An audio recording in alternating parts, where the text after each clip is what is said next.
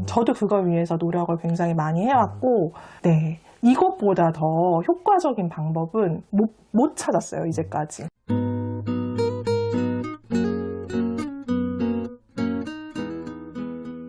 안녕하세요. 교집합 스튜디오의 권태영 소장입니다. 오늘 정말 또 반가운 분을 우리 같은 제주 도민 서귀포에서 초등 자존감 수업 윤지영 선생님, 오뚜기 쌤을 모시고 우리 아이들 공부 자존감에 대한 이야기를 아주 심도 있게 나눠보도록 하겠습니다. 안녕하세요, 선생님. 네, 안녕하세요. 네, 반갑습니다. 자, 제가 단도직입적으로 이 질문 한번 드려보고 싶습니다. 제가 초등학습에 있어서 가장 큰 문제 중에 하나는 우리 아이들 기죽이는 공부 환경이다라고 생각을 하는데요. 그래서 저희 채널을 통해서도 그런 말씀들을 종종 드리고 있죠. 자, 선생님의 생각은 어떠신지, 그리고 그런 환경이 만들어지는 근본 원인은 도대체 무엇인지 여쭤보고 싶습니다.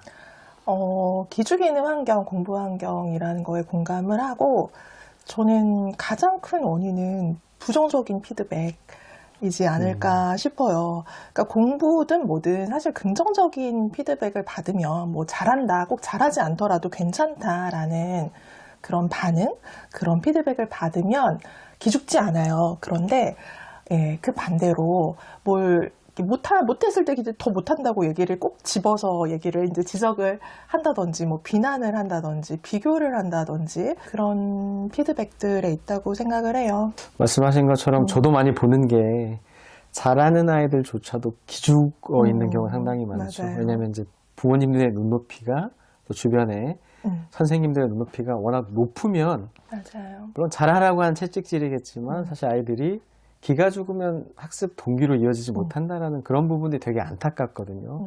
자, 방금 이제 우리 부모님에 대한 말씀을 해주셨는데, 보통 초조한 부모 밑에서 좀 불안한 아이들이 많죠. 학습과 관련해서도 그렇고. 자, 그러면 당연히 안정적인 공부가 힘들 텐데 학년이 올라갈수록 그게 더 심해지죠. 그렇지만 부모 입장에서는 그렇다고 계속 이걸 기다려줄 수만은 없다. 이게 되게 좀 어려운 것 같아요.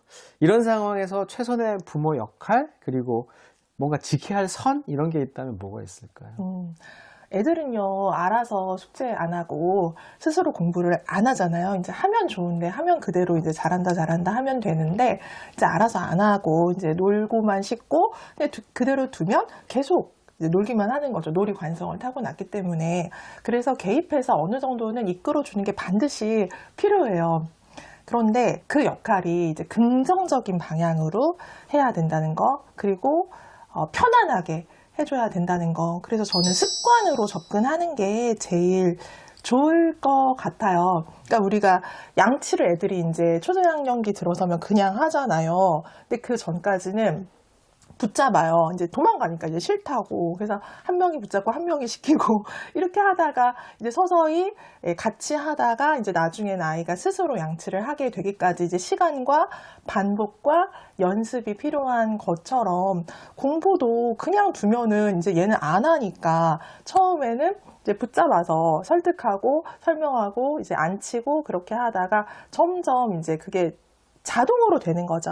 그 시기까지 도와주는 그런 역할이 필요하다고 생각해요. 근데 너무 또 이게 질리게 하면은 안 되죠.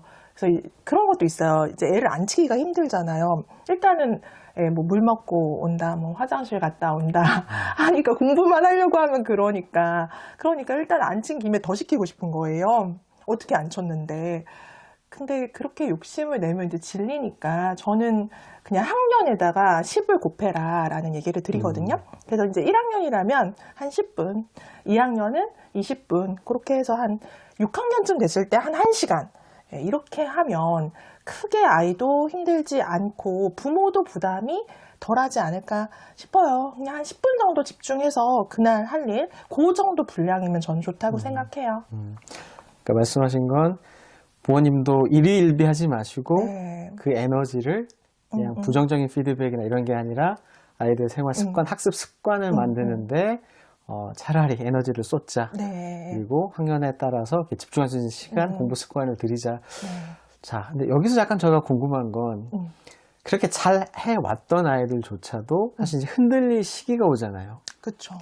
대표적으로 이제 사춘기부터 시작을 해서 특히나 5, 6학년이 됐을 때 이제 중등 과정, 사실 아이는 평온하고 싶지만 부모님부터 불안해지고 이제 학원도 막 바꿔야 되는 거 아니야? 이제 이런 고민들이 많이 드는 여러 가지 복합적인 상황에서 아이들이 많이 흔들리잖아요, 고학년 때. 이럴 때 흔들려서 학습 습관이 깨지는 건 어떻게 좀 잡아줘야 좋을까요? 우선은 그거는 분리할 필요가 있는 것 같아요. 내가 불안하다. 만약에 부모가 불안하다. 저도 불안하거든요.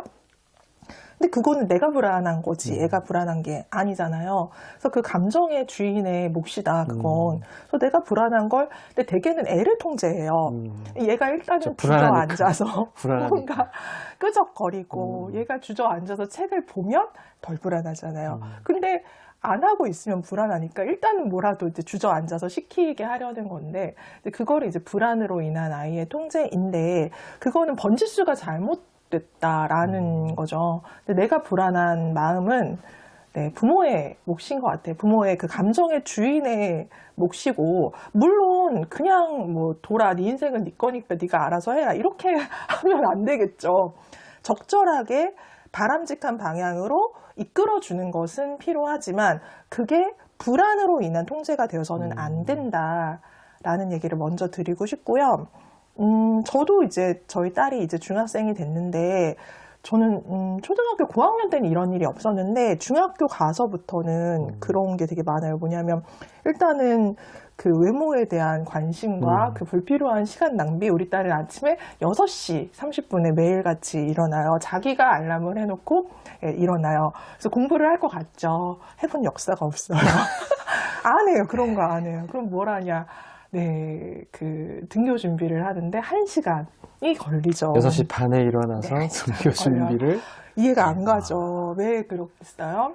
부모는 천불이 나겠네요. 네, 천불이 나죠. 일단은 이제 머리가 이제 길어요. 그런데 꾸민 듯 안 꾸민 듯 이제 그 머리 고데기로 하는 그 시간이 전 너무 아까운 거예요. 왜냐면 아침에 이제 머리가 깨어나는 시간이잖아요. 맞아요. 그때 이거 연필을 줘야 하는데 안 해요. 근데 아무리 설명하고 설득을 해도 네, 안 해요. 그래서 이제 지금은 그래도 얘기는 하죠. 이 시간은 되게 귀중한 시간이다. 그래서 이 시간에 너가 꼭 막 공부를 안 한다 하더라도 책을 읽으면 좋겠다라고 지금도 얘기를 하고 있는데 이제 알아는 들어요. 그렇지만 이제 하지는 않고 여전히 오늘도 이제 드라이 하고 갔는데 아무튼 제가 드리고 싶은 얘기는 뭐냐면 그러니까 아이를 바꾸려고 하면은 둘 다 힘들어요. 바뀌지 않는 아이도 힘들 뿐더러 엄마도 힘들거든요.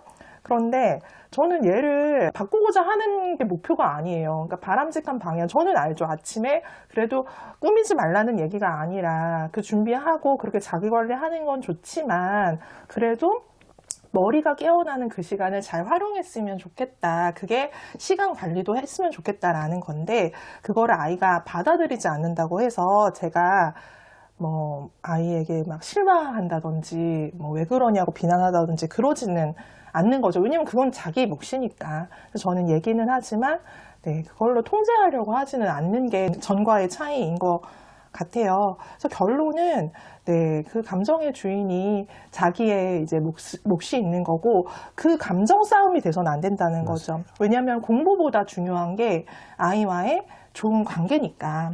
왜냐면 공부는 꼭 뭐 학교에서도 하고 또 학원에서도 하고 또 그렇잖아요. 공부는 애가 하는 거지 엄마가 하는 게 아니잖아요. 그런데 그것 때문에 아이와의 관계를 망친다라고 한다면 그게 더 큰 손해라는 거죠. 맞아요.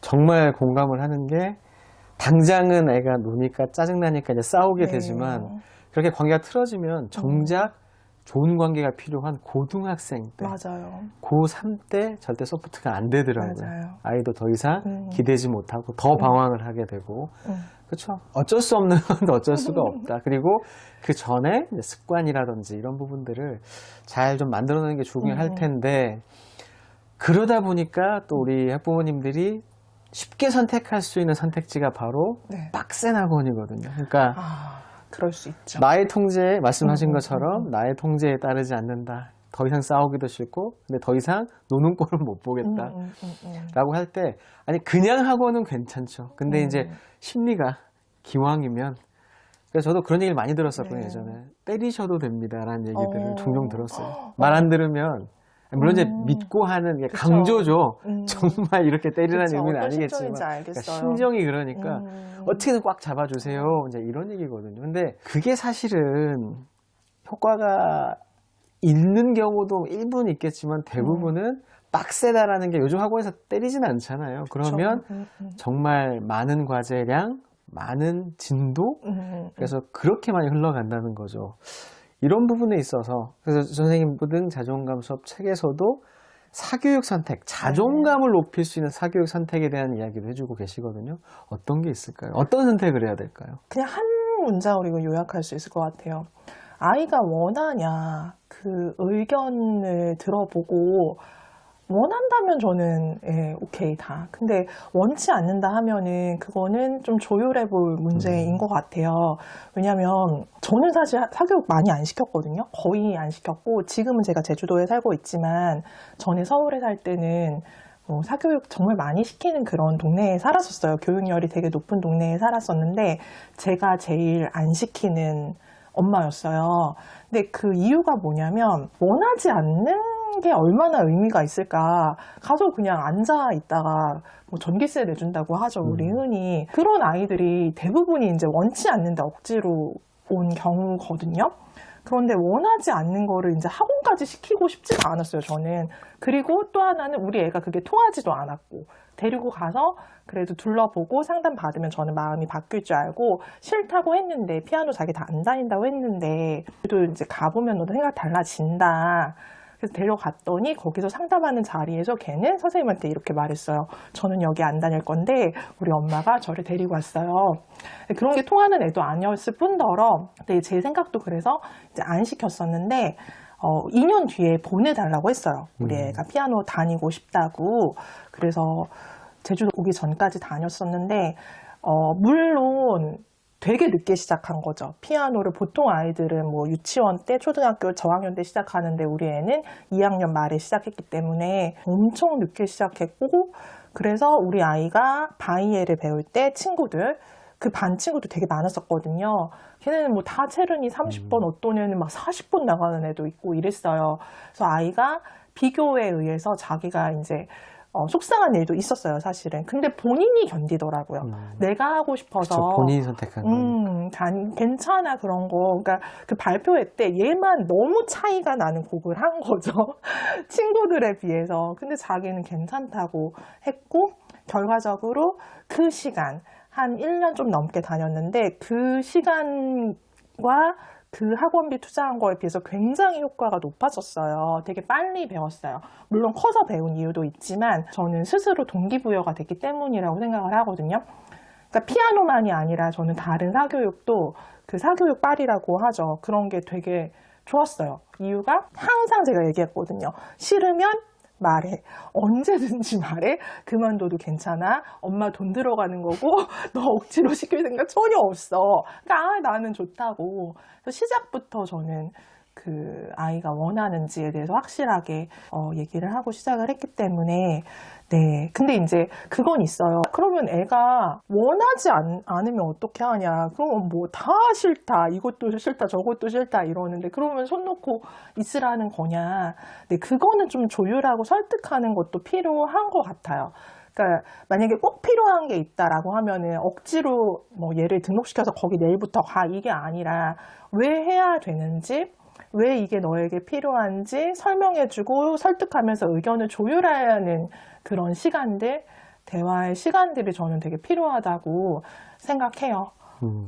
맞습니다. 저도 이제 영어학원 선택에 대한 질문을 많이 받거든요. 네. 그럼 처음 한 얘기가 꼭 보내야겠으면 두세 군데 중에 하나를 고르게 해라. 맞아요. 그러니까 물론 아이는 가기 싫겠지만 네. 그런 상황이라고 하더라도 그러면 그 중에서 가장 만만해 보이는 일단 그렇게 시작을 하는 거거든요. 맞아요. 본인의 선택을 할 수 있도록. 자, 아까도 초등 공부 습관 이제 네. 처음부터 많이 강조를 해주셨는데 그러면 그 초등 공부 습관은 인정을 먹고 잘한다. 그렇죠. 또 이렇게 표현을 해주셨습니다. 근데 아무 때나 칭찬을 한다고 해서 인정을 해준다고 요즘 애들도 다 알잖아요. 들으면 입 바른 인정인지 네. 좀 구체적으로 이 제대로 인정해주는 방법 어떻게 해야 할까요? 우리가 이제 흔히 아이에게 해주는 긍정적인 말이라고 생각하면은 보통 즉각적으로 떠오르는 게 칭찬이잖아요. 그런데 이제 칭찬을 하려고 생각하면 정말 칭찬할 게 없어요. 특히나 아이가 공부할 때 정말 없어요. 뭐 잘하는 게 있어야지. 뭐 잘했다는 소리를 다 나오잖아요. 그래서 뭐 예를 들어서 애가 자기가 할 분량을 번개같이 끝마치고 채점을 했는데 다 맞았어. 막 이러면 칭찬을 하겠지만 사실은 공부 습관을 들이는 과정에서 그럴 일은 많지는 않거든요. 대부분 하기 싫다고 하고 하루에 한 장이면 되는데 많다고 하고 막 이러거든요. 그래서 칭찬을 생각하면 사실은 할 수가 없다라는 얘기예요. 매일같이 그건 할 수가 없어요. 그러면 아이는 긍정적인 피드백을 못 받은 채로 습관이 잡히냐? 그건 또 아니라는 거죠. 그럼 어떻게 해야 되냐? 그때 나오는 게 인정이에요. 그러니까 아이가 잘하지 못하더라도 다 인정해 줄 수 있어요. 그러니까 예를 들면 2개를 틀렸다, 뭐 10문제 중에 2개를 틀렸다라고 하면 또 실수잖아. 이렇게 말할 수도 있죠. 그렇지만 그 과정을 본 부모라면 아이에게 인정을 해줄 수도 있어요. 어떤 인정이냐면 전에는 얘가 뭐 5개를 틀렸다. 뭐 예를 들면 곱셈인데 연산 처음 할 때는 5개를 틀렸다라고 하면 오늘은 뭐 2개만 틀렸다. 전보다 지금 발전하고 있어 라는 걸 말해줄 수 있다는 거죠. 이게 인정이에요. 그러니까 결과만을 봤을 때는 잘한 건 아니거든요. 그렇지만 그 과정을 아는 사람은 얘를 인정하고 이해하고 해줄 수 있다는 거예요. 정말 중요하죠. 저도 이제 아이들 영어 특히 못하는 아이일수록 네. 말씀해준 인정. 그래, 너 많이 발전했다. 특히 저 같은 경우에는 고등학생인데 중학교 수준의 단어장을 시작을 해요, 일부러. 금방 끝날 수 있거든요. 거 봐라. 할 수 있잖아. 약간 이렇게. 그러면 처음에 애들이 되게 어색해요. 칭찬을 받아본 지가 참 오래되다 보니까. 거기서부터 뭔가, 나도 좀 할 수 있나? 어쨌든 한 권을 제대로 끝내본 적이 없는 아이들이 그러니까 뭔가 그렇게 선생님 말씀하신 것처럼 인정할 거리를 좀 찾아서 해주는 게 혼내는 것보다 네. 잔소리하는 것보다 훨씬 더 아이들의 맞아요. 마음을 움직일 수 있다. 이렇게 이야기를 더 하고 싶습니다. 하나만 더 붙여도 되나요? 이게 잘하는 게 있어야지 얘를 추켜 세워주고 칭찬도 하고 뭔가 좀 노력하는 게 보여야지 괜찮다고 말하고 이렇게 얘기를 하는데 공부든 뭐든 뭐가 됐든 아이는 계속 성장하고 있다는 얘기를 드리고 싶어요. 그러니까 멈춰있는 애는 없거든요. 애가 매일같이 뭐 손톱이 자라고 머리카락이 자라고 키가 자라는 것처럼 애는 계속 자라고 있어요. 근데 그거를 우리가 발견해내야 되는 거예요. 그냥은 모르죠. 매일 보니까 머리카락이 자란 것도 안 느껴지고 내 마음이 자란 것도 생각이 자란 것도 안 느껴지는데 매일매일 관심을 기울이고 관찰하는 엄마는 그거를 찾아낼 수가 있거든요. 그러니까 우리가 아이 공부 습관 들일 때 이렇게 옆에 앉아 있잖아요. 책상 있으면 의자를 이렇게 2개 두고 앉아 있는데 그때 왜 옆에 앉아 있냐 굳이 이거 하려고 앉아 있는 거예요. 애가 뭔가 틀렸을 때 지적하거나 뭔가 부족할 때 그거 교정해 주려고 하는 게 아니라 얘가 전에 비해서 지금 뭐가 나아지고 있지? 그걸 꾸준히 옆에서 본 사람은 알 수 있거든요. 그런 역할을 좀 해줬으면 좋겠어요. 저는 발견하는 그런 실력, 그러니까 아이의 뭔가 수학 실력, 연산 실력, 영어 실력 그런 거 키워주고 싶잖아요. 근데 그게 자라려면 부모의 그런 긍정적인 면을 발견하는 실력이 자라면 좋겠어요. 저는.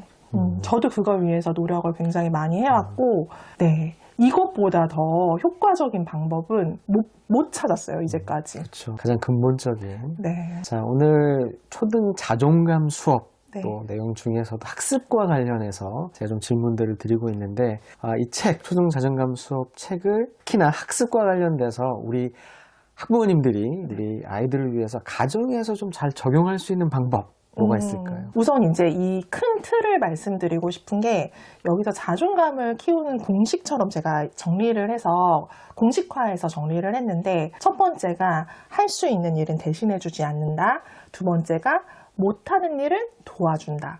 이 2가지예요. 그래서 이 엄마표 자존감은 사실은 엄마가 할 일이 없어요. 그러니까 엄마표 영어, 엄마표 수학 이런 거는 엄마가 할 일이 많잖아요. 엄마가 환경 조성도 해야 되고 교재도 사야 되고. 그런데 엄마표 자존감으로 아이를 키우면 엄마의 역할이 줄어드는 방향이거든요.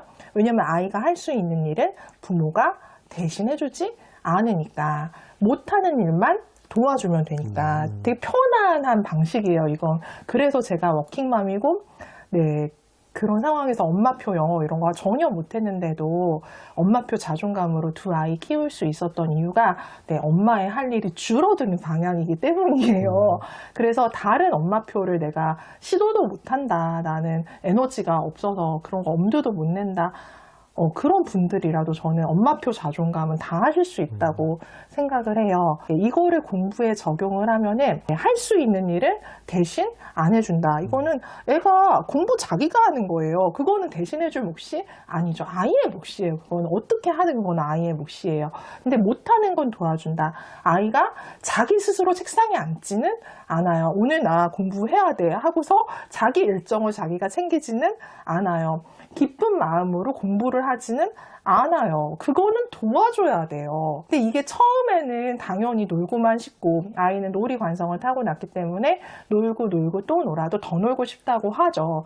그렇지만 계속 반복해서 하고 또 하고 공부하고 또 하고 그렇게 하다 보면 그게 몸에 배이거든요. 그러면 쉬워지는 날이 오고 편안해지는 날이 오고 전에는 안 됐던 게 잘 풀리는 날이 오기 때문에 재밌어지는 날이 와요. 이렇게 도와주셨으면 좋겠어요. 오늘 뭐 길지 않은 시간이지만 정말 알짜로 좋은 말씀 해주셨습니다. 오늘 이 시간 감사드립니다. 네. 고맙습니다. 네, 감사합니다. 네.